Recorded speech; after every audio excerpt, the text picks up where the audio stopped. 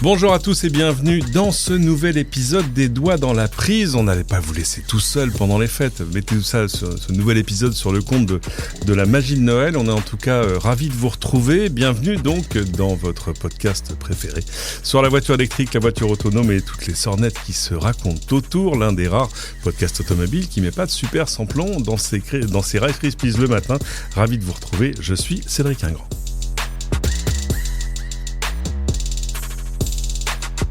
Au sommaire de ce numéro, ils ont testé le FSD, vous savez, le Full Self Driving, et ils sont conquis. Depuis quelques jours, Tesla fait tester sa conduite presque 100% autonome en France, et ça donne envie. Également au sommaire, la reculade totale de l'Union européenne sur la fin du thermique en 2035, une capitulation qui au final pourrait n'avoir que des perdants. Et puis, on se parlera de cette nouvelle race de voitures électriques, de petits formats, d'un genre nouveau, de petits prix surtout, avec pour promesse le fait qu'on pourrait passer enfin sous la barre des 15 000 €. Pour aborder tous ces sujets avec moi, mon ami Didier Pulicani de Mac Forever. Bonjour Didier. Mais salut Cédric, dis donc, on serait presque régulier sur ce podcast maintenant. Arrête de dire des bêtises. Alors je remarque quand même que ça a vachement évolué chez toi, ça commence à ressembler à chez moi. Je fais même la primeur de notre nouveau studio, voilà, qu'on bosse dessus depuis un petit moment, mais on a eu des petits dégâts des eaux et tout. Ça fait un an qu'on aurait dû le faire, mais écoute, c'est du boulot. Les filles ont bien travaillé parce que c'est elles qui ont fait toutes les peintures, tu vois, au bureau. Donc voilà. Mais ça te permet d'avoir le. Peut-être falloir soigner un tout petit peu la lumière. Un peu décor. Un tout petit peu la lumière. Oui, il y a encore des choses à faire. On n'a pas tout à fait fini encore. Je suis un peu jeune encore. Bon, on a plein de choses à se dire. On va essayer de faire vite. Je voulais t'entretenir d'abord sur ce qu'on pourrait appeler le grand flou artistique européen sur le début de la fin du thermique. On rappelle des épisodes précédents. Jusque-là, on était persuadé que, ça y est, l'Europe avait décidé que, non, c'était terminé. On ne vendrait plus de véhicules thermiques 100% thermiques. Enfin, on vendrait plus de véhicules thermiques à compter de 2035 en Europe. Tu vois, c'était bien parce que c'était simple. On comprenait quelle était la règle. Et enfin, on a bien compris pendant des mois que l'essentiel des constructeurs trouvaient que c'était une forme mauvaise idée. Enfin, en tout cas, que c'était difficile de s'engager. C'était compliqué avec la concurrence grandissante de la Chine, pour 1000 raisons. Mais on se disait, non, l'Europe va tenir bon. Et en fait, on a eu tort de penser que l'Europe allait tenir bon. Bah oui, écoute, c'est un peu un désastre de tous les côtés en fait cette histoire. Même si quand tu lis un peu alors c'est pas encore voté, c'est encore entre guillemets un projet de loi européen. Mais en gros, on te dit que on avait déjà une première reculade. Je sais pas si tu te rappelles. C'était, je sais plus, on avait appelé ça l'amendement Porsche ou Ferrari, parce que si tu avais des voitures haut de gamme, éventuellement avec du carburant synthétique, ça sortait déjà effectivement des contraintes de l'amendement du thermique. C'était des choses qui étaient dans l'épaisseur du trait pour dire, il y a des choses que certains constructeurs pourront pas faire parce que ils sont sur un segment de marché si petit que là, on est dans le pouillème, ça change rien au marché automobile. On va éviter de tuer des gens qui sont, c'est comme si tu disais que tu voulais lancer une loi sur les montres et que tu disais, attendez, là, peut-être que ça pourrait oblitérer le business de Vacheron Constantin, quoi. Tu vois ce que je veux dire? Et on l'a déjà un petit peu fait avec le malus écologique a quand même tué énormément de petites bombinettes et des voitures même qu'on pouvait se payer, entre guillemets. Et maintenant, quand tu as des malus à 60 000 balles, c'est sûr que c'est quasiment impossible de vendre ces véhicules. Là, en fait, ce qui est assez marrant, c'est que finalement, il te dit, on va pas faire du 100% écolo, on va faire du 90% écolo. En gros, si tu veux faire du moteur thermique, il va y avoir plein de conditions. Et en fait, c'est encore très flou quand tu regardes les petites lignes. En gros, ils te disent, oui, si tu utilises alors de l'acier européen, des biocarburants. Enfin, à la fin, j'ai l'impression qu'il y aura tellement de conditions que celui qui fera encore des vrais moteurs thermiques comme on connaît aujourd'hui en 2035, c'est vraiment, tu vois, que il sera vraiment convaincu que c'est encore l'avenir. Mais je pense que quand même l'idée, malgré tout, c'est de conserver cette bascule. Mais en fait, moi, ce qui m'inquiète un petit peu derrière tout ça, c'est plus le signal que tu vois qu'on renvoie à la fois aux constructeurs en leur disant finalement on peut changer d'avis. Donc votre industrie qui avait émigré vers l'électrique, finalement on n'est pas sûr. Et puis vis-à-vis du consommateur aussi, qui se dit finalement je suis plus aussi obligé que ça d'acheter une voiture électrique. Je vais peut-être continuer à acheter du thermique, je pourrais le revendre. Et moi j'ai peur sur tout ça. Tu vois, il y a plus de message clair. Ça brouille complètement le message. C'est-à-dire que parce qu'en plus tu l'as dit, on n'est pas en train de revenir à la situation situation précédente. On est en train de bouger un peu le curseur en disant, allez, ce sera pas 100%, ce sera 90%. Donc il y a des moteurs qui vont passer au travers du filtre, et il y en a plein qui passeront pas. Mais c'est vrai que ça donne l'idée qu'on est en train de revenir à la situation précédente et que voilà, du passé faisant table rase, ce qui est pas le cas. Alors d'abord, t'as quand même l'Europe qui a cligné des yeux face au lobby à la fois automobile, industriel, peut-être pétrolier, j'en sais rien. Et en gros, en essayant de sauver les constructeurs et de les sauver d'eux-mêmes dans l'ensemble, parce qu'il n'y a pas un constructeur sérieux en Europe qui n'a pas vu venir le problème. Et en voulant sauver le thermique, en fait, au final, on offre un boulevard à la Chine, quoi. Ça, et je pense aussi qu'on perd du temps parce que effectivement, je pense qu'ils veulent pas se mettre à dos toute une industrie qui va aussi jusqu'aux garagistes, aux concessions. Enfin, on le voit aujourd'hui avec les marques électriques, c'est-à-dire que les concessions, t'as plus trop besoin d'y aller. Il y a plus tellement de SAV, même les contrôles techniques, tu les passes les doigts dans le nez sur ces voitures-là parce qu'il y a plus grand-chose à contrôler. D'ailleurs, j'ai fait celui de la Tesla cet été. Et, ah oui, ça se passe comment, j'ai jamais fait.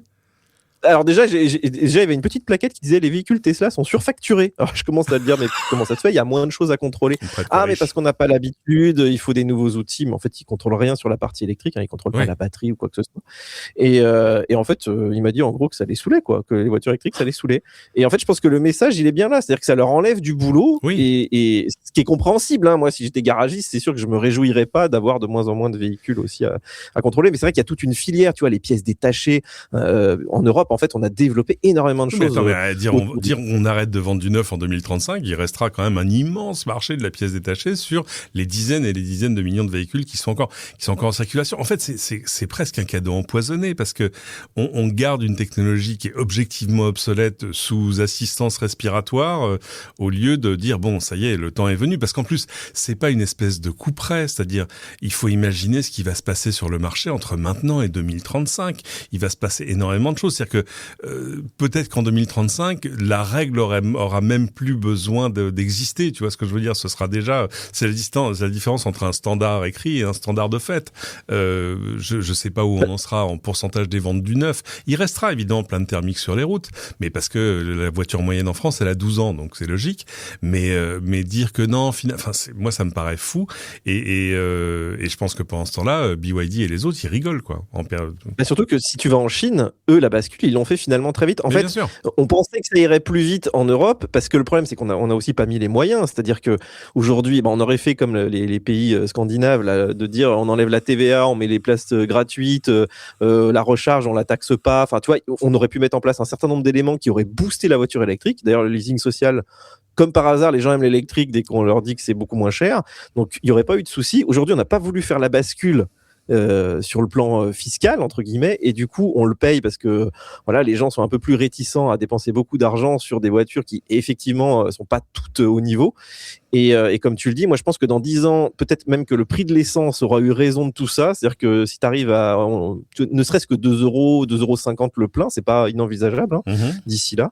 On pourrait aussi se dire que les gens n'auront plus le choix, et en fait c'est aussi un mauvais cadeau qu'on fait aux gens qui n'ont pas forcément justement beaucoup de moyens, qui mettent aujourd'hui, tu vois, quand tu gagnes le SMIC et que tu mets 300 balles d'essence par semaine dans ta voiture, c'est ingérable aujourd'hui. Donc, ils ont déjà ce problème. Donc, essayer de stimuler un petit peu le marché, notamment le marché de l'occasion, là, j'ai vu qu'il marche quand même bien en électrique maintenant. C'est beaucoup plus intelligent que de s'acharner sur des vieilles technos. Et puis, en plus, tu vas pas me dire que les constructeurs, là, aujourd'hui, vont vraiment réinvestir sur le moteur thermique. Ça va peut-être leur permettre de vivoter un petit peu plus longtemps face à la Chine. Mais enfin, moi, je crains aussi que les Chinois, t'as vu les MG3 et voilà, ils font maintenant des prolongateurs d'autonomie. Ils savent aussi les utiliser, nos lois. Ils construisent des usines en Europe. Enfin, il y aura beaucoup de choses. Dans 10 ans, on risque d'avoir plutôt les Chinois chez nous sur ces technologies-là aussi, quoi. Alors, tout n'est pas acté, mais c'est comme si l'Europe était... Tu sais, c'est un peu comme quelqu'un qui arrête de fumer en disant ça y est, c'est terminé. J'ai écrasé ma dernière clope. Je vais juste garder une cartouche de secours dans le placard, mais c'est fini sinon. C'est grotesque. C'est-à-dire que... Moi, j'ai peur que dans 10 ans, alors on sait, on est passé d'une situation en 20 ans où une voiture 9 sur 2 vendue en France était française à 1 sur 5, si je crois, aujourd'hui. Mais j'ai quand même peur que d'ici 10 ans, on ait juste transformé l'industrie en une espèce de musée à ciel ouvert pour des visiteurs chinois, tu vois ce que je veux dire. Donc je suis pas sûr que ce soit un cadeau pour tout le monde. C'est pour ça que je disais que je pense que c'est un jeu qui n'a que des perdants. Enfin, en tout cas, dans des choses qui sont proches de nous. Bon, mais on a le temps d'y revenir parce que de toute façon, on va voir si tout ça est validé en l'état et parce qu'évidemment, il y a quand même énormément de négociations en coulisses pour savoir où va être placé le curseur exactement. Mais tu t'étonnes pas quand même que dans le débat public, moi j'écoute beaucoup la radio, tu vois, les émissions de télé, il y a une espèce de consensus sur le fait qu'on a fait une bêtise en mettant cette échéance de 2035. Et j'ai l'impression que la plupart du cercle politico-médiatico, même les constructeurs, ils sont encore là à te dire mais est-ce que c'est vraiment l'avenir, l'électrique? Alors que aujourd'hui, tu as quand même des marques qui sont, tu vois, la voiture la plus vendue au monde, c'est quand même un Tesla Model Y. On a la preuve que c'est bon. On a des gens qui font les ventes en novembre en France. Je crois que c'est 30% d'électrique quasiment en novembre. Exactement. En France. Enfin, c'est-à-dire que ce débat-là, il est terminé. Mais il y a toujours t'entends toujours des trucs qui ont 2 coups de retard sur le débat. C'est fini. Ce débat-là, il est terminé. On se parlera peut-être un peu d'hydrogène tout à l'heure, mais ça aussi, c'est terminé. Enfin, c'est des chimères.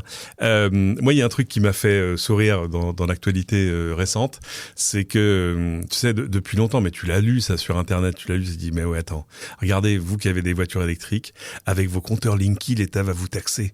Il va taxer spécifiquement vos recharges de voitures électriques. Tu dis, bah non, ou alors l'État va inventer des taxes spécifiques à l'électrique pour compenser tout ce que vous ne payez pas en taxes sur le carburant. Oui, enfin, tout est toujours possible, mais le pire n'est jamais sûr. Et là, il y a une actualité qui nous est venue d'Angleterre, où de fait, l'administration anglaise a annoncé qu'il allait bien y avoir une taxe au kilomètre sur les véhicules électriques d'ici à 2028.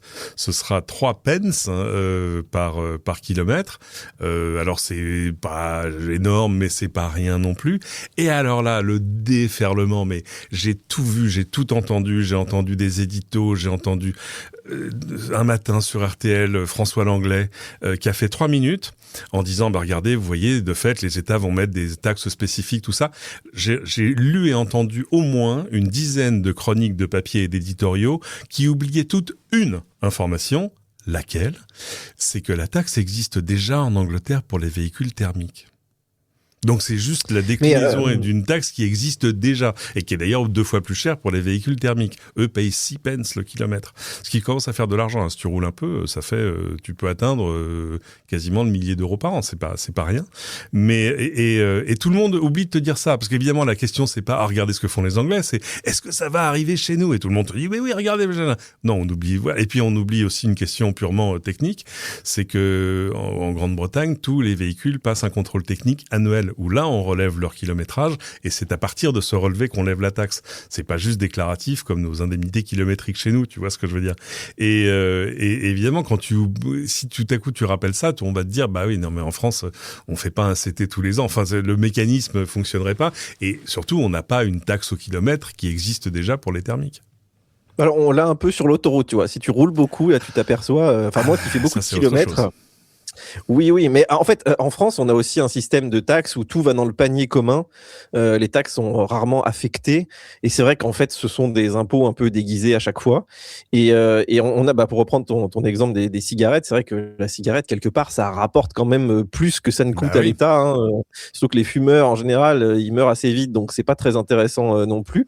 Et effectivement, quand l'État se retrouve avec des sous en moins, elle cherche aussi un moyen de les récupérer autrement, puisque c'était pas uniquement de l'incitation à moins utiliser ta voiture, c'est quand même un moyen d'avoir un impôt un petit peu déguisé. Et la voiture est déjà taxée énormément, en fait, sur énormément de segments, que ce soit, tu vois, la TVA déjà, l'essence, il y a énormément de choses. Donc c'est sûr que sur l'électrique, il va falloir récupérer ça un petit peu quelque part aussi. Mais ça arrive à un moment où de l'autre main, l'État te donne des primes à l'achat, du leasing social, etc., etc. Donc en fait, ce qui est embêtant là-dedans, c'est le message. C'est toujours pareil, c'est-à-dire qu'on s'empare de ces sujets dans les médias comme un moyen de te dire tu vois, l'électrique c'était quand même pas une si bonne idée, de toute façon on va te le taxer comme le thermique, mais à la fin personne te dit que même avec ces taxes là tu vas économiser tellement en carburant, en entretien et en charge mentale même, parce que effectivement les voitures en panne, tous ces trucs là, c'est presque de l'histoire ancienne avec une électrique. Mais voilà, on te montre que ce côté là et on se réjouit de ça, en fait. C'est ça qui est étonnant, c'est qu'on se dit on a quand même la chance d'avoir une technologie qui est enfin mature, qui est à peu près propre modulo la construction. Et en plus, qui à l'usage est super adapté à toute notre mobilité, notamment en France. En plus, on a le nucléaire derrière pour l'électricité, donc on devrait se réjouir de ça. Non, on a l'impression que dès qu'il y a une info là-dessus, il faut sauter dessus. Et François Langlais, c'est l'exemple typique de la personne qui, je pense, n'a jamais utilisé une voiture électrique de sa vie et qui se permet de faire des discours. Tu vois, toutes les semaines, on a du François Langlais qui te défonce ta voiture électrique. Ça a l'air d'être un sujet. Alors, tu sais, le drame, et moi, c'est un drame que j'ai connu, c'est que quand tu fais des choses quotidiennes comme ça, t'es forcé de trouver un sujet tous les jours. Donc, tu peux pas toujours en trouver un très bon. Et puis, t'as envie que ce soit un truc qui fasse réagir. Donc, les trains qui arrivent à l'heure n'intéressent personne. Donc, je comprends. Il a pas fait son dada quand même. Hein. T'en as quelques-uns là. Oui, des journalistes de façon récurrente. Mais souvent des journalistes échos, de fait. Et en fait, quand tu les écoutes d'un peu près, t'as l'impression que dans leur esprit, la vertu du marché automobile, c'est de faire fonctionner des constructeurs automobiles. Enfin, la vertu de la voiture, c'est de faire tourner une industrie. Alors que non, la vertu de la voiture, c'est de nous permettre de nous déplacer. Et on est toujours dans le prisme on n'est pas du tout dans le prisme de bénéfice ou pas pour le consommateur. Hein. On est dans quel impact sur l'industrie française. Alors c'est une vraie question, mais ça peut pas être une question centrale parce que sinon, on aura encore des calèches avec des chevaux à qui il fallait bien trouver du travail, tu vois ce que je veux dire. Donc, ce qui agace le plus les gens, et c'est pas forcément que les journalistes, mais c'est aussi, je pense, l'effet qu'on te force en fait à faire quelque chose, à faire une transition forcée. C'est jamais quelque chose qui est agréable, et on le vit, je pense, comme ça de tous les côtés. Et les gens que je rencontre autour de moi, ils s'intéressent pas forcément à la voiture électrique, mais ils sont contre par principe du fait qu'on te force. Tu sais, comme on te forçait à changer tes ampoules, il y en a qui sont achetés plein d'ampoules à incandescence en se disant mais jamais on me forcera à mettre des fluos compacts, etc. Bon, c'est vrai que les fluos compacts ça pétait, peut-être c'était une connerie, mais le passage à la LED, tu vois, on a vu le bénéfice arriver tellement vite qu'au bout d'un moment on s'est dit bon, c'est bon. Mes vieilles ampoules halogènes, elles me font tellement consommer d'électricité que je vais être gagnant à la fin. Mais en fait, on n'a pas fait encore cette bascule avec la voiture électrique. Mais on commence parce que moi, je vois dans les commentaires sur Internet, il y a tellement de gens maintenant qui ont des voitures électriques qui viennent au secours et en disant mais attendez, vous racontez vraiment des conneries. C'est plus uniquement des petits acharnés ou des gens qui étaient un peu précurseurs là-dedans. Maintenant, c'est un peu tout le monde. Donc c'est vrai. Je trouve que le débat est en train aussi de basculer du côté des consommateurs et c'est tant mieux finalement. Ouais, c'est vrai. C'est vrai que sous ces trucs-là, tu vois quand même maintenant beaucoup de commentaires de gens qui ont une voiture électrique qui disent mais vous racontez n'importe quoi. Enfin, c'est pas comme ça que ça se passe, quoi. Parmi les choses qui vont changer la façon dont ça se passe, il y a la promesse qui est pas récente, parce que si mes souvenirs sont bons, ça fait 3000 jours qu'Elon Musk nous l'a promis, que toutes nos voitures vont se conduire toutes seules. Alors ça y est, en France, on peut essayer la conduite autonome chez Tesla. C'est gratuit, il faut s'inscrire dans j'ai failli dire concession, il n'y a pas de concession chez Tesla, mais il y a des centres Tesla où on peut s'inscrire en ligne. Apparemment, c'est victime de son succès. D'ailleurs, ils ont repoussé ça devait être juste sur décembre et ça va continuer en janvier.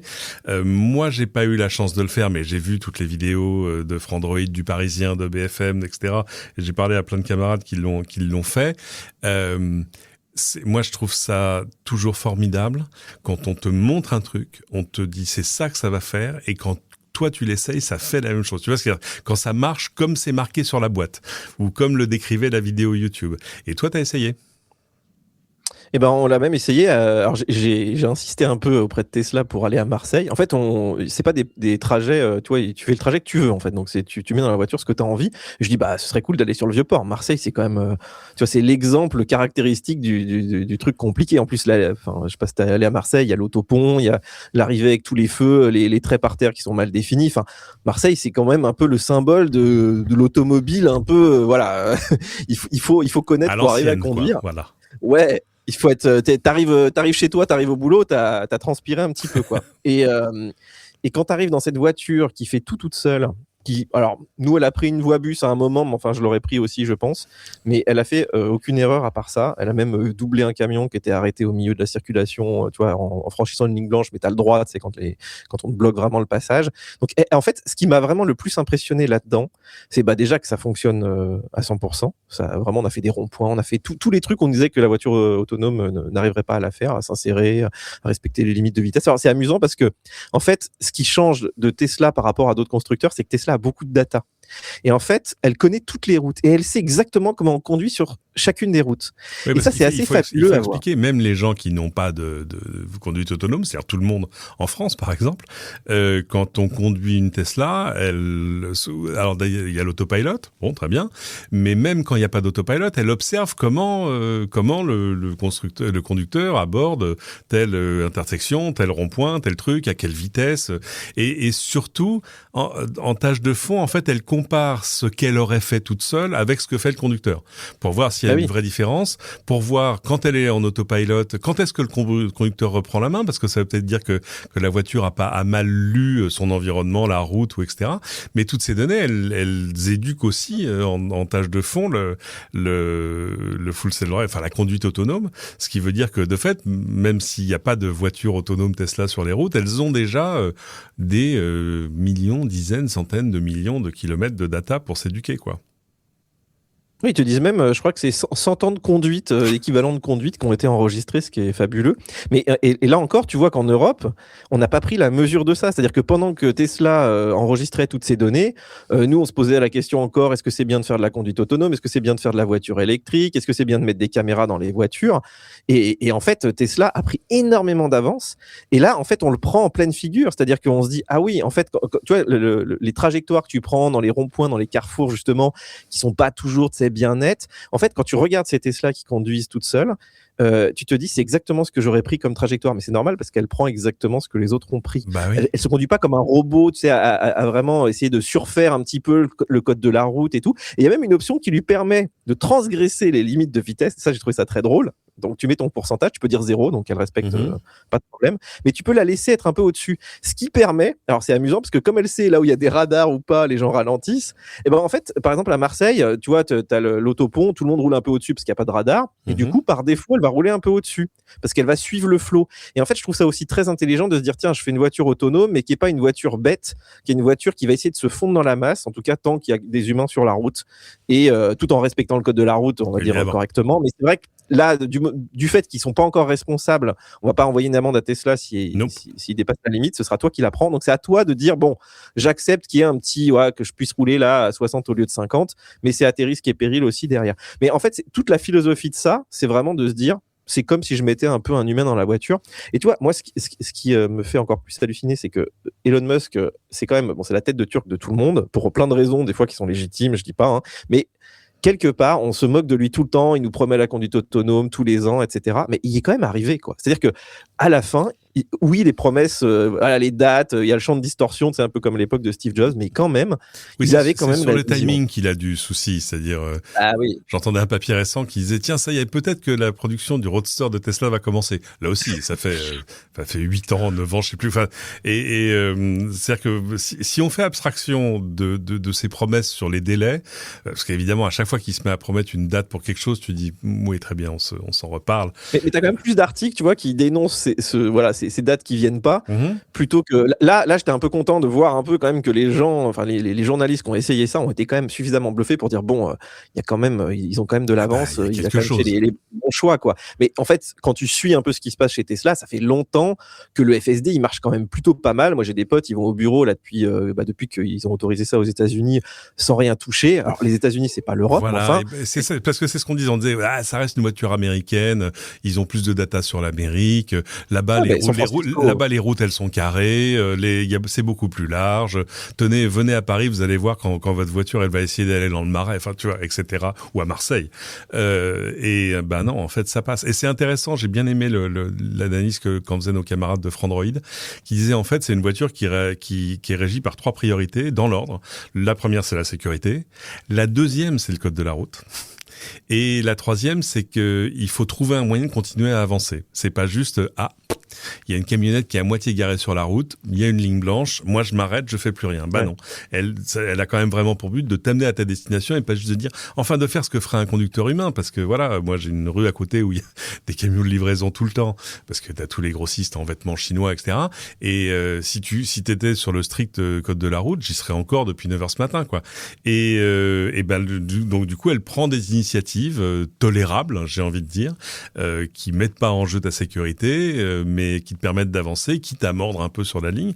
Et non, c'est impressionnant. Là, pour le coup, très honnêtement, ça donne envie. Enfin, c'est-à-dire que oui, puis tu vois en fait que c'est prêt. C'est-à-dire qu'aujourd'hui, on va encore mettre 5 ans avant d'autoriser ça. Non. Mais cette voiture est quand même plus sécurisante que pas mal de chauffeurs humains que tu as pu prendre, tu vois, des Uber, etc. Donc en fait, le trade-off en termes de sécurité, je trouve qu'il est bon. Mais là, je discutais avec des gens qui justement suivent de très près tout ça en Europe. C'est-à-dire que aujourd'hui, l'Europe est même extrêmement frileuse parce qu'elle veut, par exemple, de la redondance sur les capteurs. Elle veut plutôt des lidars que des caméras. Et en fait, derrière, c'est-à-dire que le test empirique, quelque part, il a pas tant de valeur que ça aux yeux des décideurs. Et je trouve ça très malin de la part de Tesla de faire tester ça aux gens pour mettre une espèce de pression populaire en disant mais les gars, vous allez essayer quoi. Il y a un moment, c'est comme la voiture électrique. Au lieu d'en parler, achetez-en une et puis faites des tours de roue et puis après allez nous dire qu'il faut continuer sur le thermique. Oui, parce que le problème c'est que jusque-là la régulation européenne marche sur un système de checkpoint et de règles, etc. On n'est pas sur qu'est-ce que ça donne en vrai, on est sur la liste des moyens et des règles que tu as mis en place, etc. Alors que là en plus tu es sur un système apprenant, donc c'est difficile de dire, c'est un peu comme un LLM, tu vois ce que je veux dire. Exactement. Les gens qui les développent sont incapables de dire exactement comment ça marche. Surtout que d'avoir plein de capteurs ne garantit pas du tout la sécurité, parce que tu peux mettre des lidars dans tous les sens. On a vu des accidents avec du lidar. Donc, Mais alors j'ai une autre bonne nouvelle, c'est que le seul défaut de ce système chez Tesla, c'est qu'il est cher. Je crois que si tu l'achètes, c'est 7 500 €, ce qui est quand même hors de prix. D'autant que je suis pas au clair totalement sur le fait de savoir si la fonction te suit la voiture. Si quand tu vends la voiture en direct. T'as droit à un transfert, je crois. Mais je crois que c'est en fait pas énorme, mais je crois que l'histoire c'est que si tu la vends en direct à quelqu'un, la fonction reste. Mais si tu la fais reprendre chez Tesla, eux la retirent. Et c'est bizarre cette histoire. Bon, après, il y a les abonnements. Hein, si tu veux alors pas payer trop cher pour l'été, tu vois. Tu payes $100 pour le mois. Ok. La bonne nouvelle, je voyais aux États-Unis, Rivian vient de dévoiler son système de conduite autonome. Alors eux, il y a un lidar, bon, très bien. Mais surtout c'est moins cher. Tarif affiché à l'achat 2 500 et pas 7 500 et $50 par mois. Et là, je pense qu'à 50 € par mois, moi qui fais 3000 km par mois, c'est moins que toi, mais quand même. Et puis surtout de routes passionnantes parce que c'est autoroute périph. Là, je serais absolument ravi, quoi. C'est ça, j'attends. De toute façon, il y a aussi un phénomène, c'était Tesla au début, c'était très cher parce qu'il n'y avait pas beaucoup de gens qui achetaient les voitures, etc. C'est un peu pareil. C'était des voitures de radiologues, comme je disais, ouais. Bah exactement, tu pouvais pas te payer ça quoi. Mais même aujourd'hui, elles sont quand même encore très chères les modèles haut de gamme. Mais petit à petit, effectivement, ceux qui ont payé le prix fort, il faudra peut-être leur donner l'accès en premier. Puis au bout de quelques années, on va leur dire bon, puis une fois que tous les Chinois te mettront le truc qui marchera peut-être moyen mais gratuit, Musk aura pas trop le choix non plus. Donc, il essaye de récupérer. Et bah voilà. Je pense que la pression va être vachement forte. Hein. Ça me rappelle le début de la sortie de la Model 3, en fait, 2019, chez nous. C'est 2017 aux États-Unis, la présentation, je crois. C'est ça, voilà. Et 2016, on avait entendu 3 ans. Et le truc très drôle, c'est qu'évidemment, avant ça, t'avais que des Tesla à plus de 100 000 € chez nous. Et donc, tu tombais de 100 000 à 60, puis 50, 40, et les premières réactions que je voyais en ligne de possesseurs de Tesla, enfin de pionniers quand même, disons-le, qui en gros disaient mais qui sont ces gueux qui viennent sur mon superchargeur avec leur voiture pas chère. Mais ça c'est terminé, ça c'est, enfin voilà, maintenant c'est devenu, c'est quand même le prix d'une Toyota Corolla, enfin c'est pas. Ah oui, non, mais c'est même moins cher que des 10008, etc. Mais juste pour finir sur le FSD, tu sais que l'air de rien, quand j'ai testé ça, j'avais l'impression de vivre un moment de l'histoire. Et il n'y a pas beaucoup de moments, tu sais, je sais pas, tu découvres l'iPhone, il y a quelques moments technologiques comme ça où l'IA, tu vois, quand ChatGPT est arrivé, c'était quand même un moment de l'histoire. Et ben là, c'était un peu pareil, c'est-à-dire, c'était quand même la première fois qu'en Europe, un nobody pouvait tester ça dans la circulation. Et c'était assez grandiose. Moi, je l'ai vécu un petit peu comme ça, et je pense que tous les gens qui y sont allés sont revenus avec des étoiles dans les yeux en se disant mais tu sais, c'était. Je me rappelle la première fois où j'ai montré dans la rue, il y avait quelqu'un qui me demandait mon chemin. C'était une dame assez âgée, et je lui montre le GPS. Il y avait le petit point dessus avec la carte, et je lui dis on est là, vous allez là. Elle me regarde, elle me fait mais ça existe vraiment ça? et c'était le GPS, tu vois, elle découvrait le GPS sur le téléphone. Et en fait, pour moi, c'est un peu ça. C'est-à-dire qu'on a vécu quand même, nous, notre génération, là, des moments incroyables, et ça en fait partie. Et dans quelques années, tu vois, ce sera un truc, tous les gamins, ou les vieux, ils iront chez le médecin avec une voiture autonome, ils se poseront même pas la question de conduire. Il n'y aura même pas de discussion. Mais surtout, et moi, c'est ça qui me marque, c'est que moi, j'ai des souvenirs des premières voitures à autonomie limitée que j'avais pu essayer, jamais seul, toujours. Enfin voilà, la première au Japon, c'était incroyable. La deuxième, c'était au CES de Las Vegas il y a, je sais pas, 10 ans. Mais à chaque fois, tu vois, t'avais un conducteur, un ingénieur, 3 lidars sur le toit, la voiture avait coûté 5 millions. Enfin, non, là, on te montre un truc avec une voiture qui existe déjà, en fait, que tu peux déjà acheter. On te dit, non, mais vous savez, c'est une mise à jour logicielle et ça marche. C'est ça qui est incroyable. C'est-à-dire que c'est concours de circonstances, la même semaine, je sais pas si t'as vu, Stellantis a fait des démos aux journalistes, justement, dans des voitures un peu comme ça, des Frankenstein. T'as BMW qui se réjouissait de pouvoir montrer ça sur autoroute, la voiture dépassait toute seule quand tu regardais le rétro. Quand tu regardais le rétro. Quand même, enfin, je veux dire, on n'est pas sur la même planète là. C'est deux niveaux complètement différents. Il y a un très grand décalage. Et surtout, c'est des trucs qui sont en face, t'as des prototypes. Alors ça va avancer très vite. Enfin, sans nul doute, mais non, c'est impressionnant. Allez voir les vidéos de nos amis de Frandroid par exemple, ou celles de BFM ou le Parisien aussi. On a fait une. C'est bluffant. C'est-à-dire que c'est bluffant parce que ça marche. Enfin, comment dire, je trouve pas mes mots. Ils n'ont pas eu d'accident.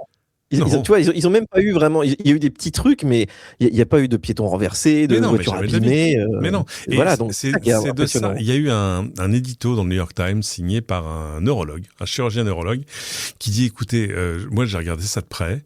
Il se passe un truc. C'est-à-dire que je vous explique comment ça se passe quand on fait de la science. Quand on fait de la science et qu'on fait de l'expérimentation, il y a deux choses qui font qu'on arrête une expérimentation. Soit on s'aperçoit qu'en fait le truc qu'on est en train de tester, la molécule, le machin, très bien, est terriblement nocif. Il y a des effets secondaires absolument terribles pour le patient. Donc on arrête, c'est pas la peine. Soit on s'aperçoit que les effets bénéfiques sont tels qu'il faut juste arrêter l'expérimentation et en passer à la commercialisation. Et il dit là, on est face à une technologie où quand on regarde froidement les chiffres, il faut arrêter l'expérimentation. C'est enfin dans le bon sens du terme, c'est-à-dire qu'il faut en passer directement. C'est un truc qui doit être généralisé. Pas parce que c'est génial, pas parce que ça va vous faire gagner du temps, pas parce que c'est confortable, mais tout simplement parce que ça va sauver des milliers de vies. Donc il dit c'est pas une question de technologie, de machin ou de progrès de l'humain. Non, c'est une question de santé publique. C'est-à-dire que je crois qu'aux États-Unis il y a quoi, c'est 30 ou 40 000 morts de la route par an. Ouais, c'est autant que les armes à feu, je crois. Ouais, c'est ça. C'est quand même 10 fois plus que chez nous. Même si ils ont moins de 6 fois la population. Donc, on va dire que les routes sont quand même moins sûres que nous. Ouais, les routes sont moins sûres que chez nous, très clairement. Mais même chez nous, c'est un truc où on pourrait tous les accidents dus à la somnolence, la nuit, incroyable. Je parle pas des accidents dus à l'alcool. Enfin, tous les trucs qui sont dus clairement au conducteur. Pourrait être dans une très large mesure évité, quoi. Mais ce qui m'étonne quand même, c'est que effectivement, avec une approche un peu comme ça, tu pourrais te dire, on avance par palier et puis on commence à autoriser des choses. Mais je vois la conduite autonome de niveau 2 là sur autoroute, ça fait 10 ans quasiment qu'on peut faire ça. Moi, j'avais essayé ça sur des Volvo dans les années 2014, je crois, quelque chose comme ça. Et ça marchait relativement bien.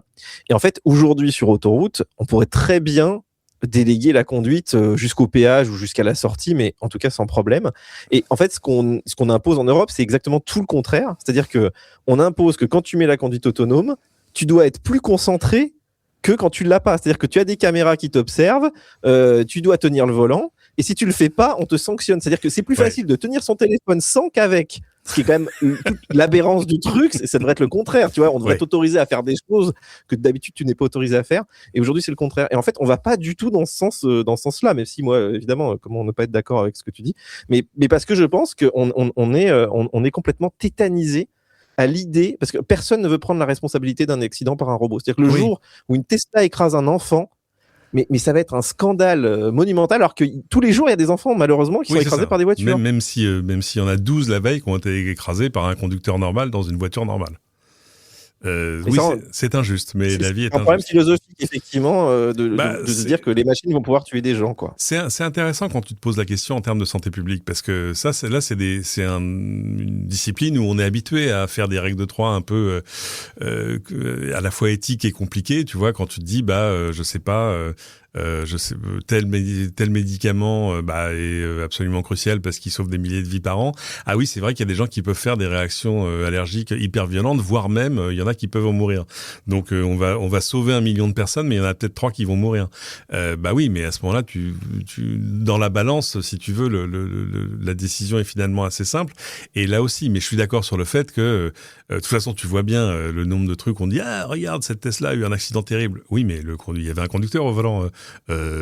Finalement, le truc qu'il y avait eu rue de Tolbiac là il y a quelques années où il y avait quand même un mec qui avait foncé à plus de 100 dans un arrêt de bus.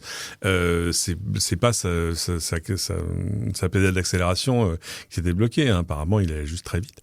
Non, mais le fond de l'histoire, de toute façon, c'est toujours notre rapport à la gestion du risque, qui est pas uniquement basé sur les chiffres, mais sur l'affect. Et tu le vois aujourd'hui, on est à 2 doigts d'obliger les skieurs à porter un casque. Ils l'ont fait en Italie là, alors que tu regardes, il y a 2 morts par an au ski, alors qu'en trottinette c'est pas obligatoire et qu'il y a maintenant, il commence à y avoir alors je veux pas dire de bêtises, mais ça commence à se chiffrer un petit peu.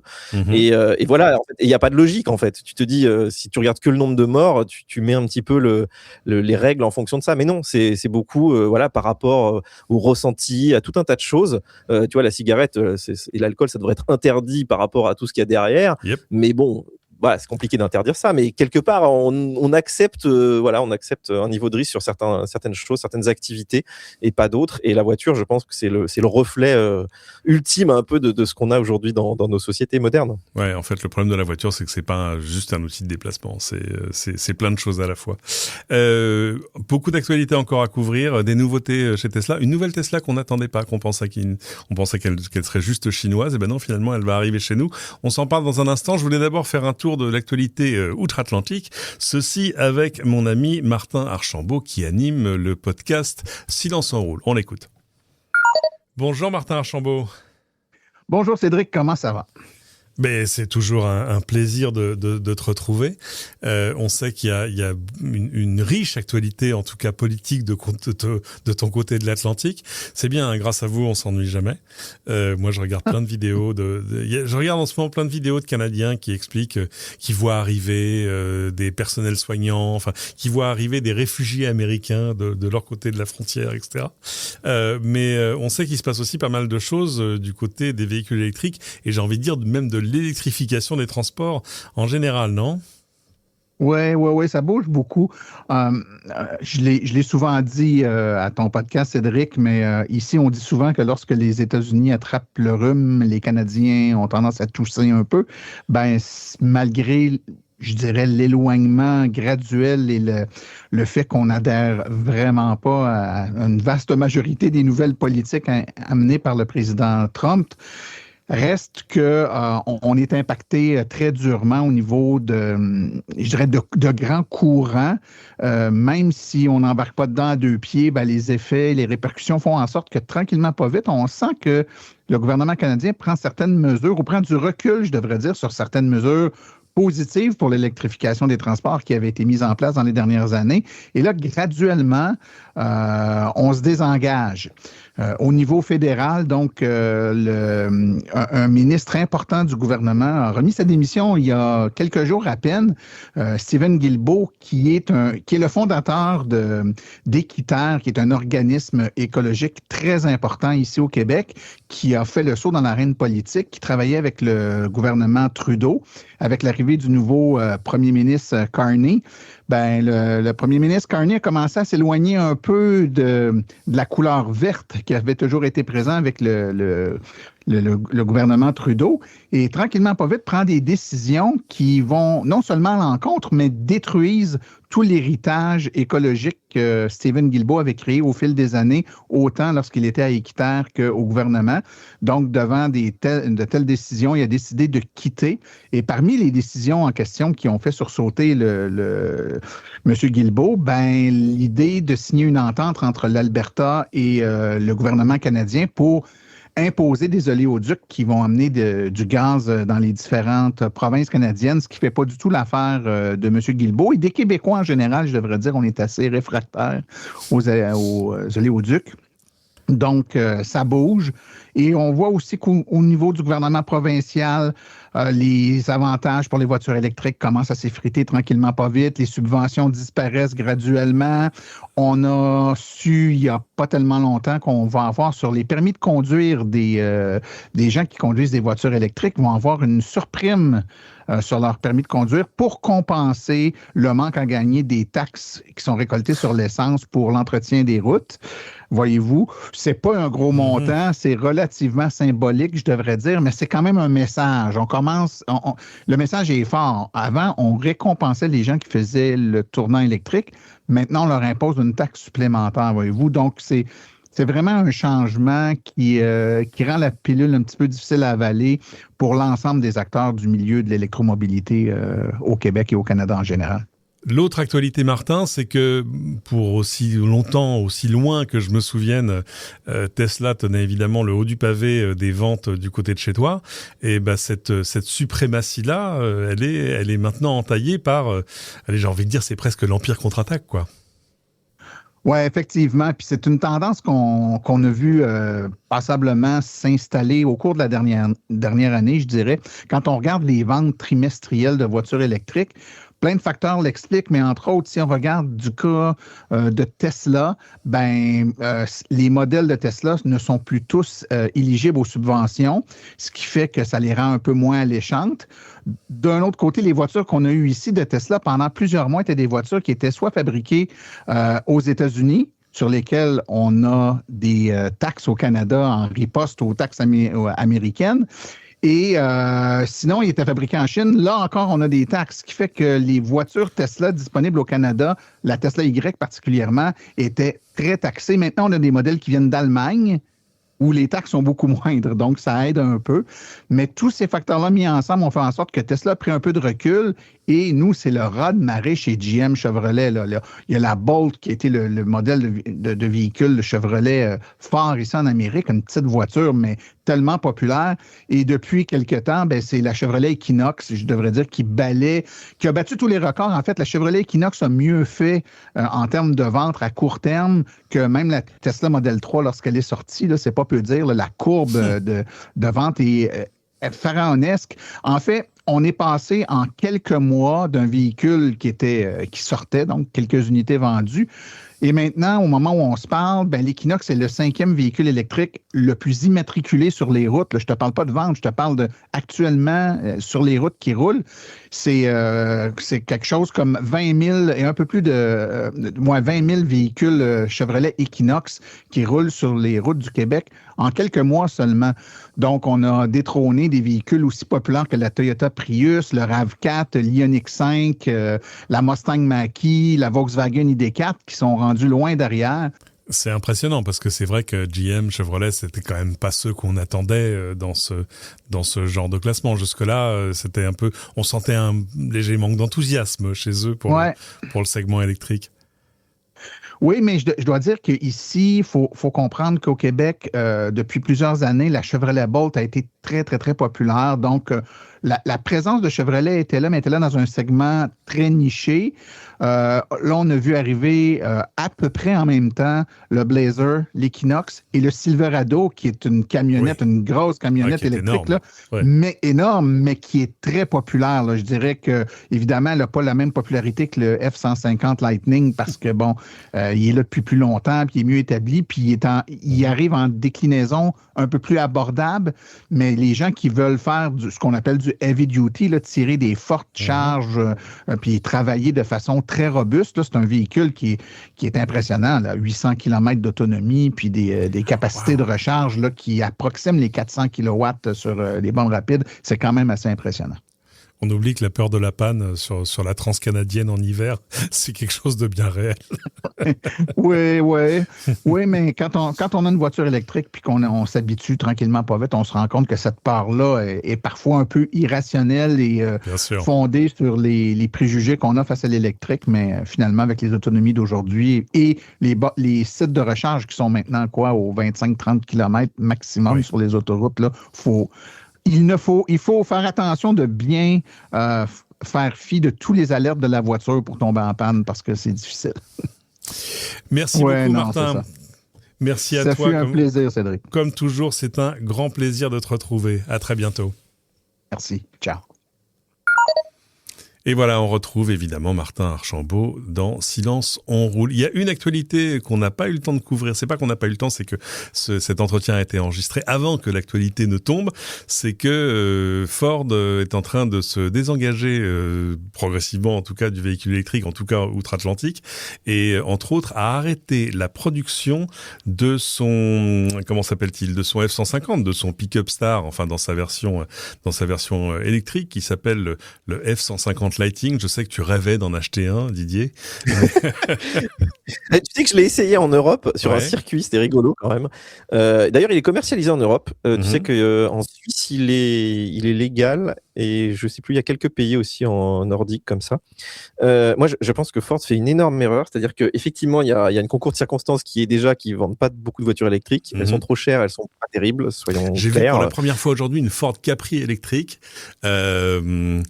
Qui n'est pas une Ford, donc. Une voiture électrique de plus, mais je sais pas si c'est pas une Ford, mais en tout cas, moi je te promets que mon papa il y a bien longtemps avait une Ford Capri quand j'étais môme, et pour moi c'était la plus belle voiture du monde. C'est un truc, tu vois, blanche à 2 portes, avec des grandes banquettes en Sky. Et cette voiture que je l'ai vue, quand j'ai vu qu'il y avait marqué Capri derrière, ça n'a rien à voir. Enfin, ça a autant à voir que la Ford Mustang Mach-E avec une Ford Mustang, quoi.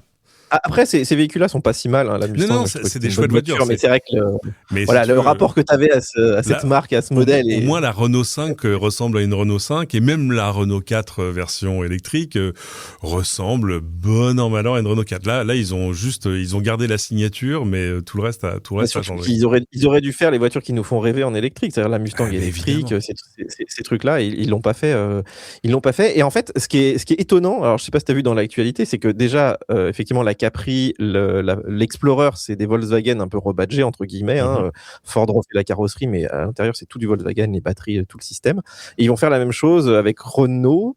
Donc, ils vont faire des R5 Ford, en gros, des Fiesta. Voilà. Et c'est quand même tu te dis, c'est un aveu d'échec énorme de se dire que finalement, je renonce à mon électrique maison pour aller faire des ersatz d'électrique avec la concurrence, parce que si tu veux mettre un badge dessus, tu vois, c'est quand même perdre un peu son identité aussi. Et c'est dommage parce que Ford, on a tous beaucoup de...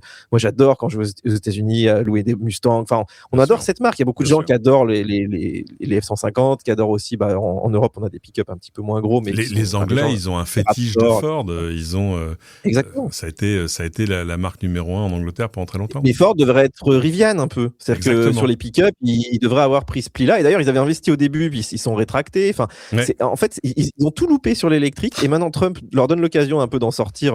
Voilà. Mais je pense qu'ils vont prendre un retard énorme. Et que le retour de bâton, alors il sera peut-être pas tout de suite, il sera peut-être dans 10 ans, effectivement. Mais tout le retard qu'ils auront pris sans collecter de data, tu vois, sans avoir toute l'expertise sur l'électrique, va être vraiment dommageable pour eux. Alors, ils ont toujours ces partenariats qui sont possibles, mais c'est vrai que c'était quand même une marque emblématique. Ça a été un des plus grands constructeurs sur le thermique.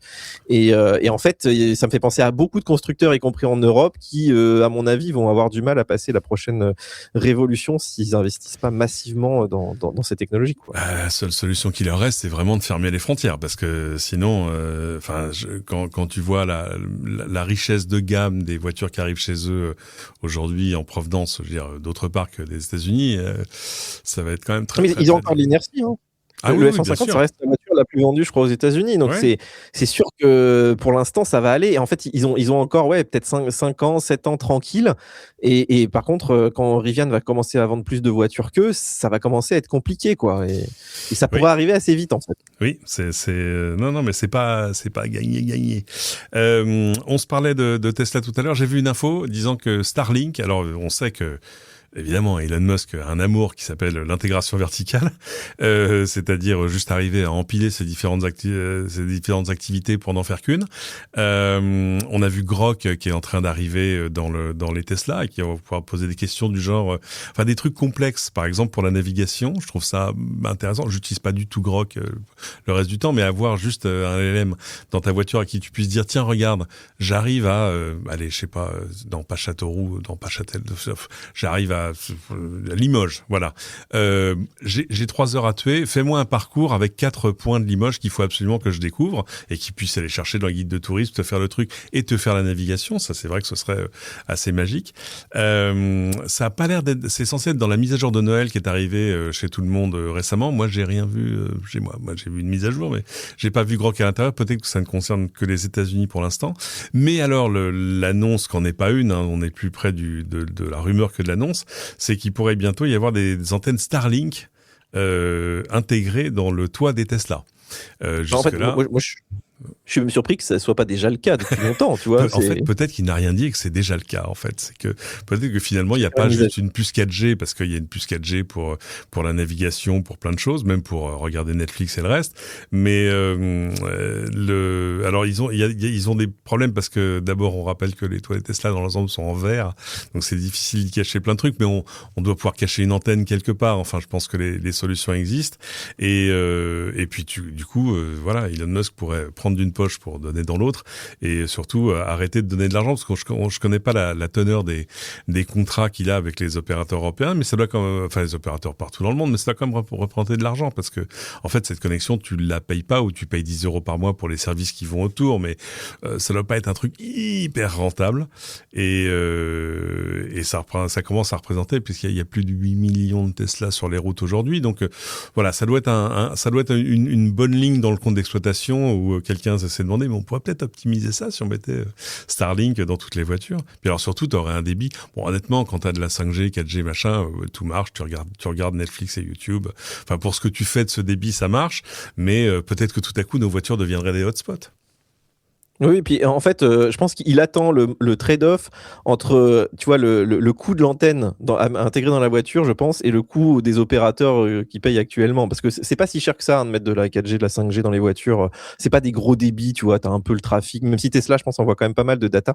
Mais en fait, moi, ce qui m'impressionne là-dedans, et tu vois, nous, on suit beaucoup l'actu Apple depuis très longtemps, c'est de dire que Musk, il a quand même pensé sa voiture au-delà de la voiture depuis très tôt. C'est-à-dire que même Grok, qui est quand même un projet un peu interne, un peu bizarre, tu sais, comme les robots Tesla. Enfin, il y a plein de petites choses un peu. Des fois, tu te dis, mais où est-ce qu'il veut en venir avec ça ? Et tu dis, Apple a pas développé Grok, quoi. Apple, c'est quand même la plus grosse boîte du monde. Enfin, maintenant plus vraiment, mais Apple a pas pensé à ça très tôt. Mais lui, il a pensé pour sa bagnole, quoi.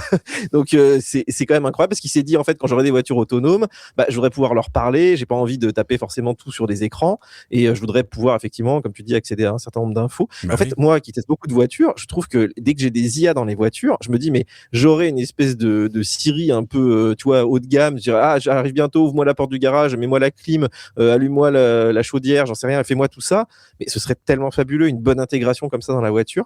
Et lui, il y a pensé. Et c'est la même chose pour la connectivité. Tu dis Apple qui vend des téléphones, ils auraient dû trouver un moyen d'être opérateur, satellite, etc. Ils avaient les moyens, tu vois, de déployer une petite flotte de satellites. Ils n'avaient pas laissé ça à Amazon, etc.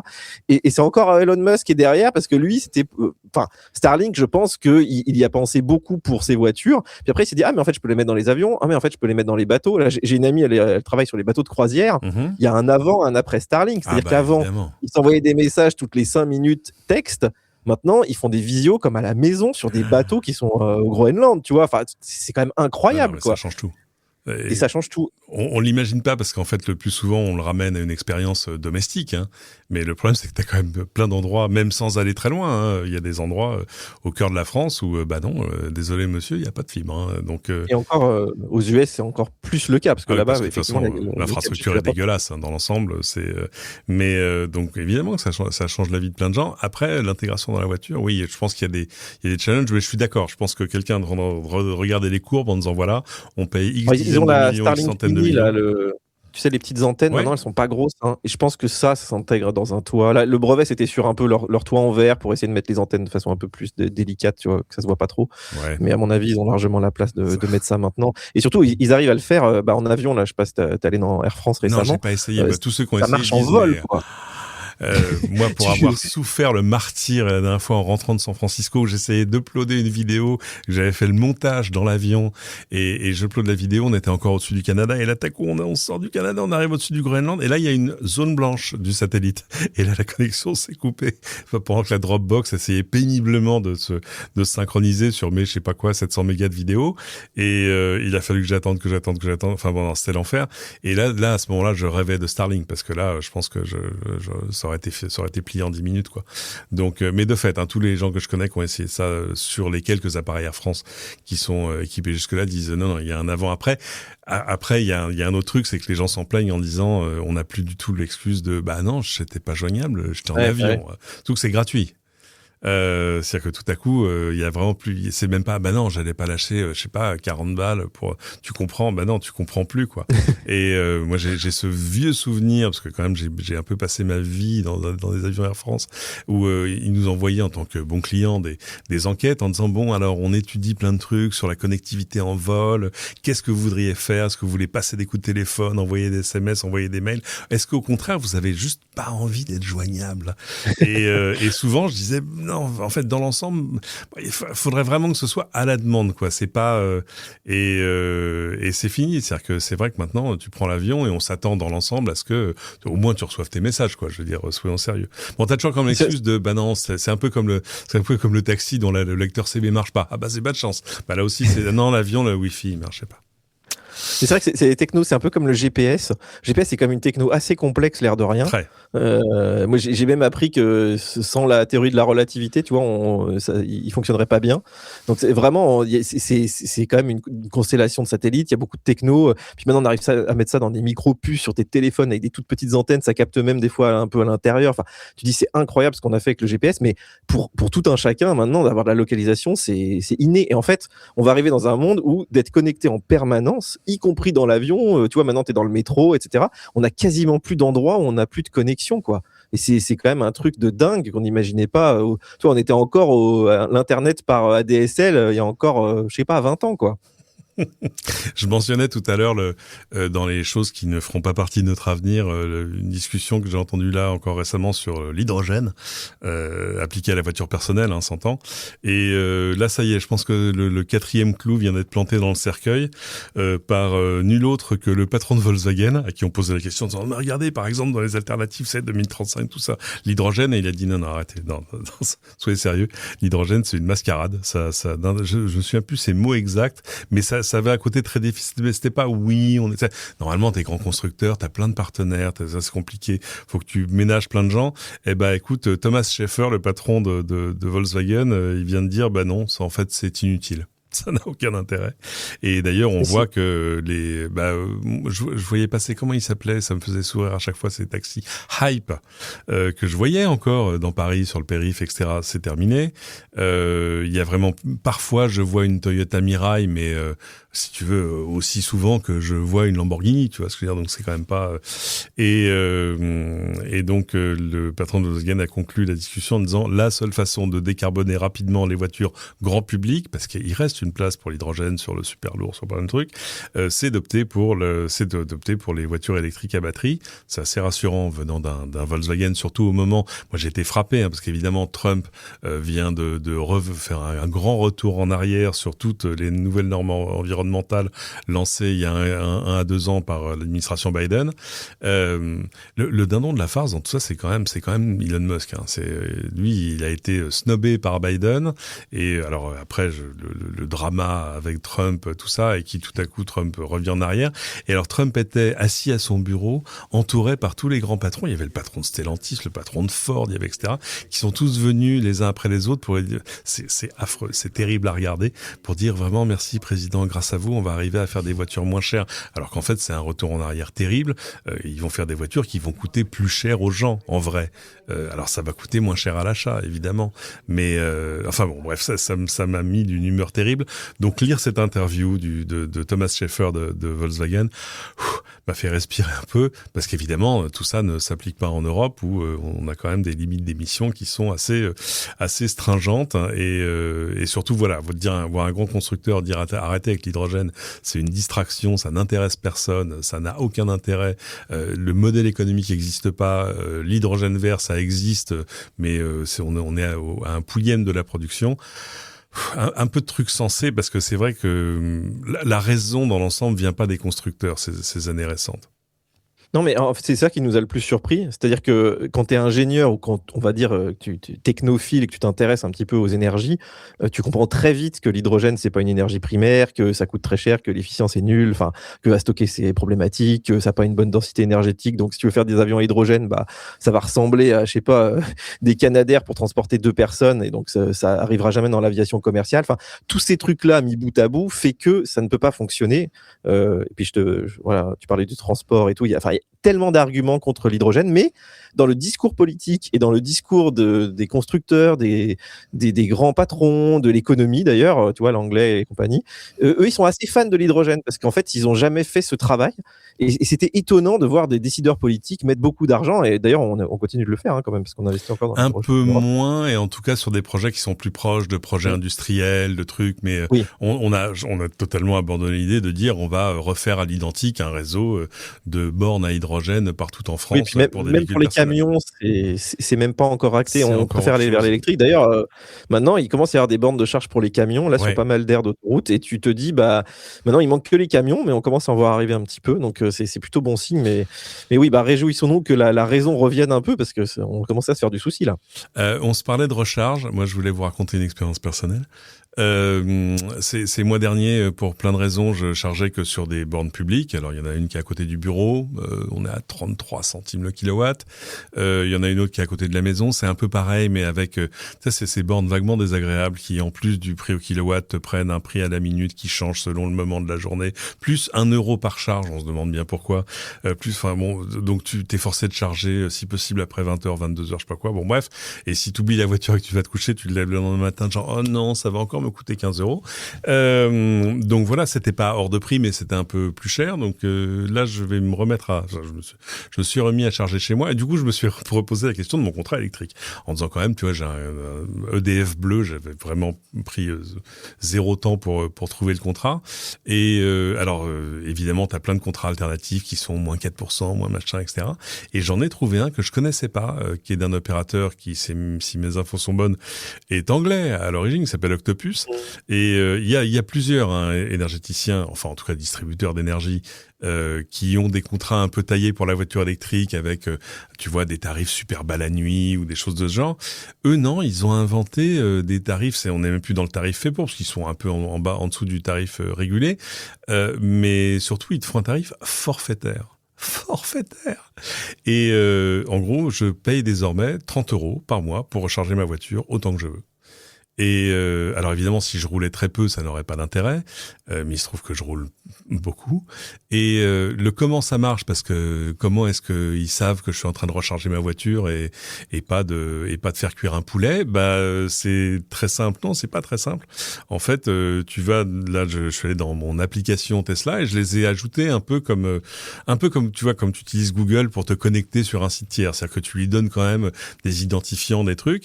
Et donc Octopus a accès à ma voiture en temps réel. Enfin, accès est un bien grand mot, hein. Ils prennent pas la main sur le volant, mais ils savent où je suis, c'est-à-dire qu'ils savent quand je suis chez moi, et ils savent quand je mets la voiture en charge. Et quand je mets la voiture en charge, ils disent bon, alors, tu voudrais que ta voiture elle ait 80% de batterie demain à 8h.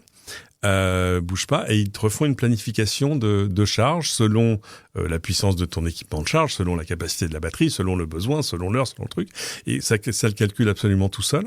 Évidemment, j'imagine que quand ils le peuvent, ils calquent les heures de charge sur les heures moins chères.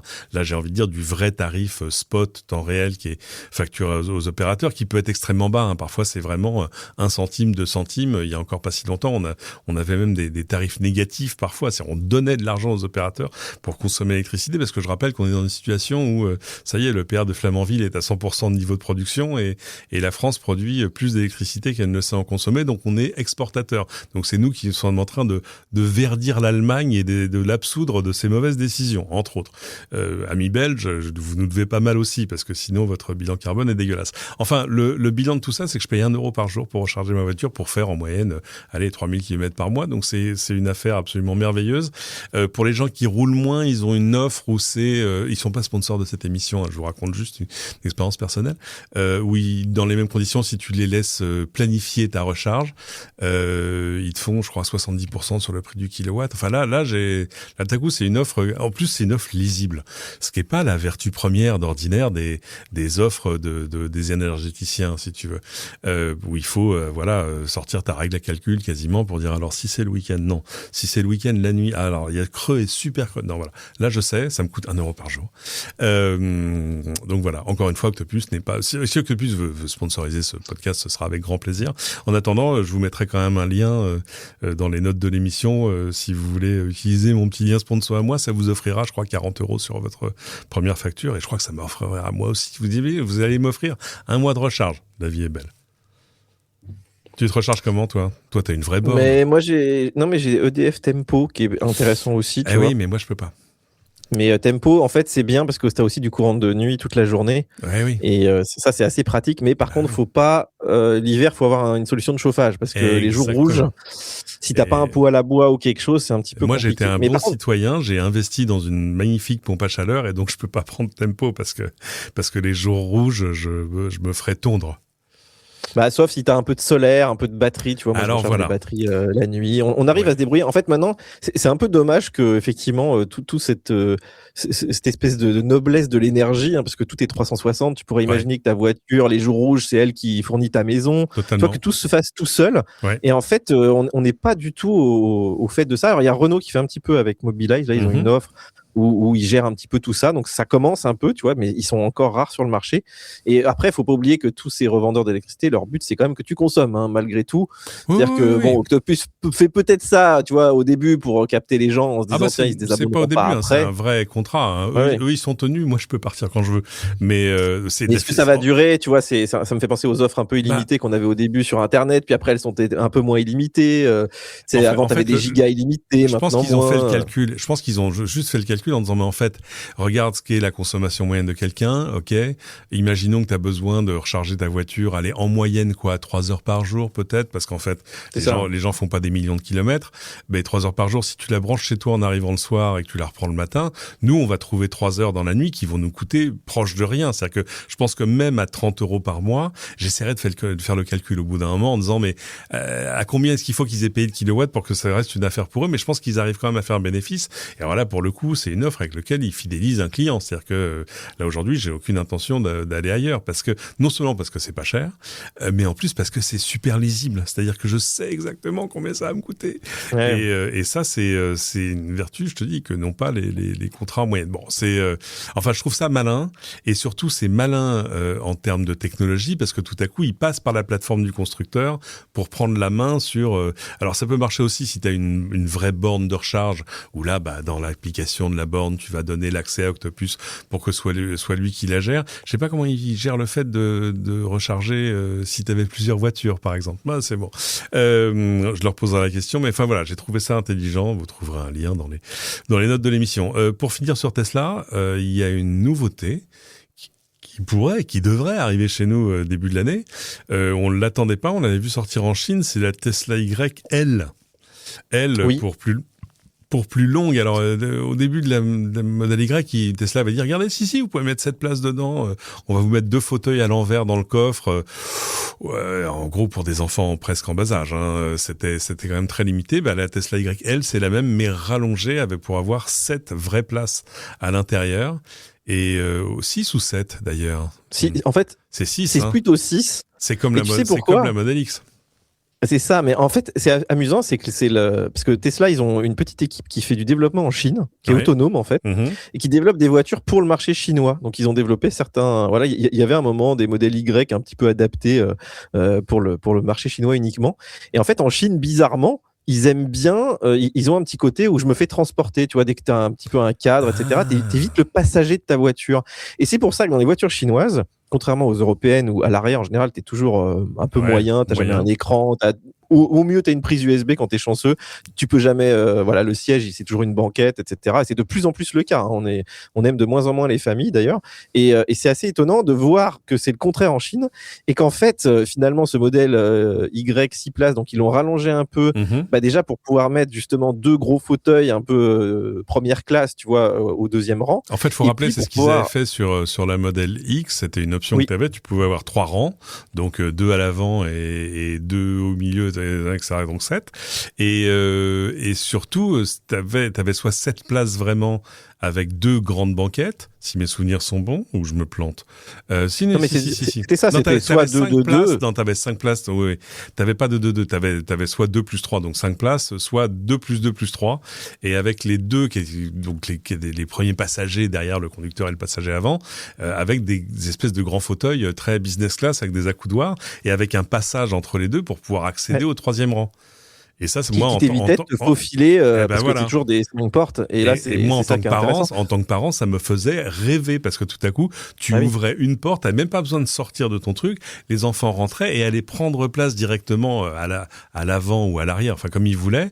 T'avais pas besoin de rouvrir 2 portières. Enfin non, parce que j'ai fait cette place, hein, mais dans 2 véhicules différents chez Volkswagen. C'est super d'avoir cette place quand on a besoin parfois. Tu vois, tout à coup, t'es le parent héros, tu vois, le mec qui peut ramener 6 enfants d'un seul coup. Genre tout le monde est malade, tu dis attendez non, c'est pour moi, regardez, moi j'ai un Tiguan.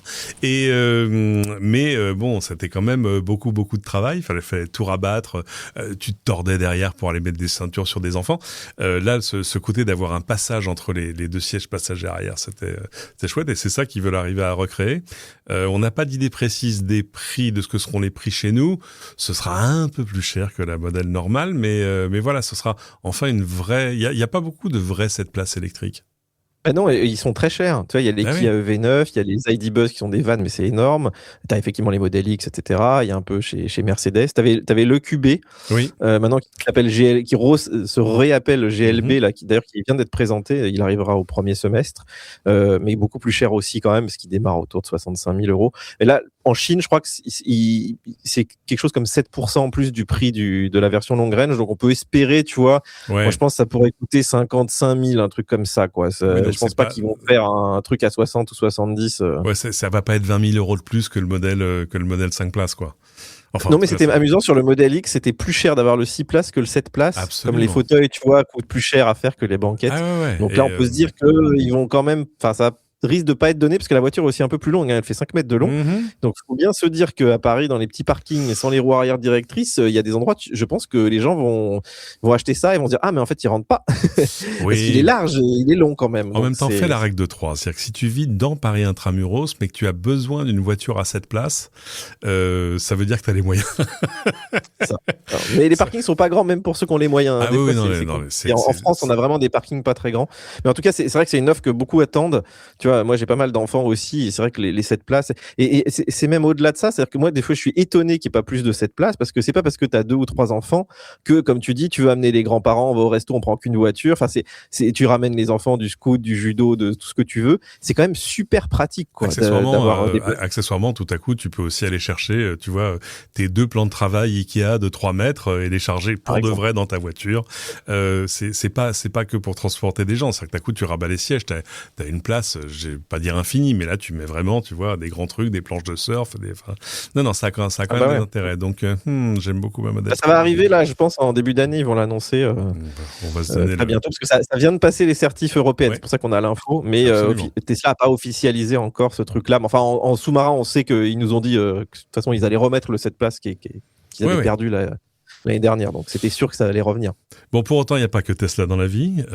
L'Europe un peu comme si elle nous rendait d'une main ce qu'elle nous avait pris de l'autre, officialise en tout cas ce qu'on appellerait une nouvelle catégorie de véhicules, les e-cars, E-cars, donc des petites voitures électriques là pour le coup, dont la première promesse c'est d'être abordables. Alors elles sont pas si petites que ça.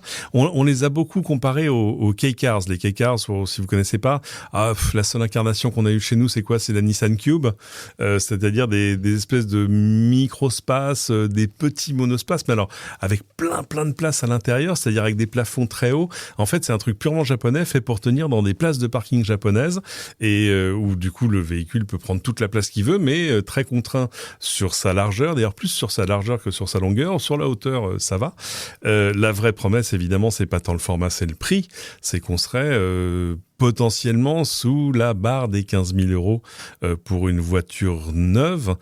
S'il faut vous représenter à quoi ça pourrait ressembler, je parle pas de 15 000 euros, je parle de la voiture. Imaginez une grosse Twingo 4 portes, par exemple. Mais enfin, ça peut prendre plein d'incarnations. En fait, la comparaison avec les K-cars, elle est un peu hors sujet, non ? Bah oui, parce que les K-cars, ça fait presque 1 mètre de moins. Là, on parle de 4,20 mètres, ce qui est une Mégane, alors qu'une K-car, c'était, je crois, 3,57 mètres, un truc comme ça. Donc c'était vraiment pas beaucoup. C'est plus petit qu'une R5, une K-car en longueur, donc c'est quand même incroyable, quoi. Une R5, ça fait moins de 4 mètres, tu vois, une Twingo à peu près pareil. Donc là, c'était vraiment des micro-voitures. D'ailleurs, les moteurs étaient nuls. Enfin, il y a plein de trucs qui étaient nuls là-dedans. Il y avait très peu de sécurité. Enfin, c'est quoi cette nouvelle catégorie de voitures ? Mais en fait, je pense que l'Europe se dit, il faut quand même qu'on arrive à proposer au peuple, aux gens des voitures qui sont abordables. Donc, on fasse un peu des efforts sur les taxes, sur tout un tas de choses. Mais par contre, on va pas donner ça à ceux qui sont capables de s'acheter des Tesla, des gros SUV, etc. Donc, on va le faire sur des formats de voitures écolo, donc pas trop gros, pas trop lourd et finalement 100% électrique. Donc moi je pense que c'est une bonne nouvelle. En plus, là on veut favoriser l'industrie européenne, donc il faut qu'elle soit assemblée en Europe, que la plupart des pièces viennent d'Europe. Donc tu vois, je trouve que ça part d'une bonne idée, d'un bon sentiment. Et je pense que tous les gens qui s'intéressent un petit peu à l'écologie entre guillemets se disent l'avenir de la voiture, elle doit être quand même un peu plus petite, plus légère et plutôt électrique. Donc là-dessus c'est pas mal. Après, la contrepartie de ça, c'est celle que tu as un peu dans Paris aujourd'hui, c'est-à-dire tu as quand même des familles qui rentrent pas dans des Méganes et qui doivent quand même s'acheter une voiture, qui n'ont pas forcément l'argent pour s'acheter 2 voitures. Et aujourd'hui, quand tu vois des vieux, des Kangoo, toutes ces voitures-là qui sont pas dans tous ces formats. C'est-à-dire que même à Paris aujourd'hui, tu sais, tu as des poids de voiture, des longueurs de voiture qui font que tu vas payer le stationnement ou pas. Et même si tu es électrique. Et je me méfie aussi de ces fausses bonnes idées de longueur et de poids qui finalement concernent effectivement, si t'es célibataire, ça devrait pas être pareil que si tu as 2, 3, 4 enfants. Et c'est assez amusant parce qu'on revient à ce débat, tu sais, des voitures avec beaucoup de personnes à l'intérieur, etc. En fait, aujourd'hui, les familles sont quand même un peu les parents pauvres de nos sociétés maintenant. L'époque des familles nombreuses, des avantages et tout sont un peu sortis. C'est pour ça que d'ailleurs les gens font de moins en moins d'enfants. Et pourtant, si on s'élève un peu, si on veut des retraites, si on veut de la croissance, etc., il faut quand même faire des enfants. Donc là, on est plutôt en récession sur ce plan-là en France. Avant, moi, quand j'étais petit, c'était 2,1 enfants par femme. Maintenant, je crois qu'on est à 1,6, si je dis pas de bêtises. Ouais, on n'y est plus là. On n'est plus dans le renouvellement de génération. Ça encourage ça, quoi. Ça encourage à faire moins d'enfants. On vient de passer là sur 2025, juste l'année où il y a eu plus de décès que de naissances en France. Donc ça y est, nous sommes officiellement en décroissance démographique. Alors attendez, le pire n'est pas sûr. On fait pas de politique dans cette émission. Enfin quand même, j'ai blémi quand j'ai entendu comment s'appelle-t-il, le fils Sarkozy, pas le père. Le père a ses problèmes, ça j'ai pas. Qui dit mesdames, faut faire l'amour plus souvent pour repeupler la France. Ça m'a rappelé cette maxime qui est l'une de mes préférées, qui dit que tous les problèmes complexes ont des solutions simples et fausses. Et je pense que c'est ça sa boussole, c'est-à-dire qu'il voit des problèmes complexes et il trouve des solutions simples. Peut-être parce qu'il a eu une vie pas trop compliquée, je ne sais pas. Mais tout ça est totalement hors sujet. Qui est-ce qui va aller faire ces e-cars, hein? Elles sont, tout le monde va s'engouffrer dedans, ou ça va être pas une chasse gardée, parce que évidemment, si on se bat sur les prix, tout le monde va regarder du côté de la Chine. C'est ça aussi, parce que les Chinois, ils sont malins maintenant. C'est-à-dire que BYD, ils commencent à mettre des usines, tu sais, en Hongrie, un petit peu partout, même en Belgique, ils commencent à réfléchir un peu. Ils vont être de moins en moins chinois. Bah oui, mais alors après, nous, on est quand même capable de mettre des contraintes. Là, j'ai vu maintenant sur notamment les batteries, que même les cellules soient faites en Europe. Bon, pour l'instant, de ce qu'on a vu chez ACC, tout ça, c'est pas de top. Hein. Ouais. Puis même ce qui est sorti là, ça a l'air un peu compliqué. Donc, il faut déjà qu'on ait aussi les moyens de nos ambitions sur le plan industriel. Mais par contre, c'est vrai que de relocaliser par les taxes, c'est quelque chose qu'on aurait dû faire dès le début pour éviter aux Chinois de s'engouffrer là-dedans. Hein. C'est-à-dire que tu subventionnes les choses que tu veux favoriser, tu taxes les choses que tu voudrais défavoriser. C'est tout à coup, c'est l'un des endroits où l'administration ou le régulateur ou ce que tu veux a vraiment littéralement le doigt sur le curseur en disant non, ça moins, ça plus. Bah oui. Mais est-ce que se focaliser sur des formats de voitures plutôt que sur des technologies qui sont quand même, tu vois, l'électricité, la batterie face au thermique, est-ce que ça aurait pas été quand même une approche à court terme, en tout cas plus efficace pour que les gens achètent des ça aurait été visible. Je pense que là, il y a une urgence en fait, parce qu'en plus le marché automobile souffre énormément. Il y a une urgence à retrouver des voitures pas chères. En gros, voitures pas chères, quitte à ce qu'elles soient petites. Voilà. Mais ce qui est assez amusant, c'est que si tu veux vraiment de la petite voiture légère pas chère, tu as les équivalents des Citroën Ami, ce qu'on appelle des quadricycles, qui marchent très bien. La Citroën Ami, elle marche super bien. Mais dans les médias, quand tu écoutes ça, c'est la pire voiture qui existe. C'est une voiture qui résiste pas au crash test parce que forcément, c'est pas une voiture. En fait, c'est un quadricycle. Et tous les médias là sont engouffrés dans ce truc-là, alors qu'en fait, il faudrait encourager ces formats qui, oui, sont plus dangereux que les voitures parce que c'est pas des voitures. Oui, mais moins dangereux que les scooters. Plus. Et voilà, exactement. Alors que tu vois, je regardais les stats de la moto. C'est pas une voiture, c'est un scooter. La moto. C'est quand même, je crois, un quart, je veux pas dire des bêtises, c'est un quart ou un tiers des tués, et c'est moins de 1% des terriblement dangereux. Terriblement dangereux. Encourager ces petites voitures, ce serait une bonne idée, mais même encore plus petit, tu vois, effectivement, des Citroën Ami 4 places en ville avec tout gratuit, tu vois, le stationnement. Enfin, ils ont fait ça à Monaco et c'était un énorme succès. Tu avais plein de Twizy à Monaco qui existent encore d'ailleurs. Et effectivement, là, il y a un marché. Et pareil, il faut leur enlever les taxes parce que les micro-lino et compagnie, là, elles n'arrivent pas à se développer à cause de ça. C'est trop taxé aujourd'hui. Mais on peut, tu vois, on les laisse même pas prendre les voies rapides, ces voitures. C'est quand même incroyable, quoi. Tu te dis, elles peuvent monter à 90 à l'heure, elles peuvent pas prendre des voies à 110. Bon, pas exagérer non plus, mais voilà, on a peur de la sécurité, de tous ces machins-là. Donc voilà, est-ce que c'est une fausse bonne idée ou pas ? Je sais pas, les gens nous diront ça dans les commentaires, écoute. Non, mais les toutes petites, les micro-lino, les petites Citroën, etc. Enfin, de toute façon, ils le savent déjà, mais je le répète solennellement à mes enfants. Oscar, Daphné, vous n'aurez jamais de scooter. Au mieux, vous aurez ça. Mais ça tombe bien parce que je sais que Daphné regarde déjà la micro-lino en disant je la veux en vert. C'est vachement rêver les enfants. Ah, mais oui, bien sûr. Mais de toute façon, tout ce qui donne de l'autonomie à des adolescents, ils le prennent. Il n'y a pas de souci. Après, s'il y a 2 roues, 3 roues, 4 roues, ils s'en foutent, ils le prennent de toute façon. Voilà, c'est ainsi que se termine cet épisode des Doigts dans la prise. On espère qu'il vous a plu. On espère surtout que vous êtes bien abonné à ce podcast. Si c'est pas le cas, c'est le moment d'y penser. Allez-y, là, regardez, je vous laisse quelques secondes. Regardez, non, voilà. Alors, vous êtes sur Apple. Ah oui, alors c'est suivre. Je sais, c'est un peu curieux. Si vous êtes sur la version audio, rappelle, ce podcast existe en vidéo, en HD, à regarder sur votre grand téléviseur. C'est sur ma chaîne YouTube. Et alors, si vous voulez soutenir ce podcast, d'abord, évidemment, il y a l'abonnement, ça c'est très clair. Enfin, peut-être plus important encore, vous allez sur votre plateforme de podcast préférée. Là, YouTube, c'est moins grave. Mais sur Apple Podcast, sur Spotify et ailleurs, laissez-nous un commentaire. Laissez-nous rien de moins que 5 étoiles. Sinon, surtout, n'y allez pas. Vous le savez, les algorithmes sont ainsi faits que c'est le meilleur moyen pour permettre à d'autres de le découvrir. Évidemment, vous pouvez aussi le partager. Regardez, les fêtes arrivent. Vous allez vous retrouver à côté de votre cousin Patrick qui va vous dire « Ah non, mais moi, clairement, moi, depuis le TDI, on n'a rien inventé. » Vous pouvez l'abonner peut-être de force une fois après quelques verres de champagne, l'abonner de force à ce podcast pour essayer de refaire son éducation, disons-le, et puis surtout pour donner un peu plus de visibilité à ce podcast. On s'est beaucoup parlé de Tesla dans cet épisode. Justement, si l'idée vous venait d'acheter une voiture électrique, achetez n'importe laquelle, achetez ce que vous voulez, vous n'êtes pas forcé d'acheter une Tesla. Mais si vous vient l'idée d'acheter une Tesla, il y a un lien de parrainage que vous trouverez dans les notes de l'émission qui vous permettra d'économiser, c'est quoi, 250, 500 euros, je crois, sur sur l'achat du véhicule et moi me donnera quelques kilomètres de recharge gratuite. C'est beaucoup moins généreux que ça ne l'a été, mais je voulais comment en profiter pour remercier Patrick, mais ça il le sait, je l'ai déjà fait, Julien et plus récemment Maxime qui attend la livraison de sa Model Y et qui a cliqué sur le lien de parrainage et qui a donc économisé, je crois, 500 € pendant qu'il m'a lui offert 1000 km de supercharge gratuite. C'est pas grand chose, mais ça fait plaisir. Esprit Noël, es-tu avec nous? Voilà, Les Doigts dans la Prise est une production signée StreamStar. Merci infiniment Didier d'avoir été avec nous aujourd'hui. Joyeuse fête à toi. Joyeuse fête à toi aussi, à tous ceux qui nous regardent. C'était cool de finir l'année avec un beau podcast comme ça. On a traité plein de sujets intéressants. Hein. Ouais. Et en plus, on n'a pas fait trop long cette fois. Mais bon, peut-être que le prochain sera plus long. Merci Didier, merci à tous. On se retrouve au prochain épisode. Salut.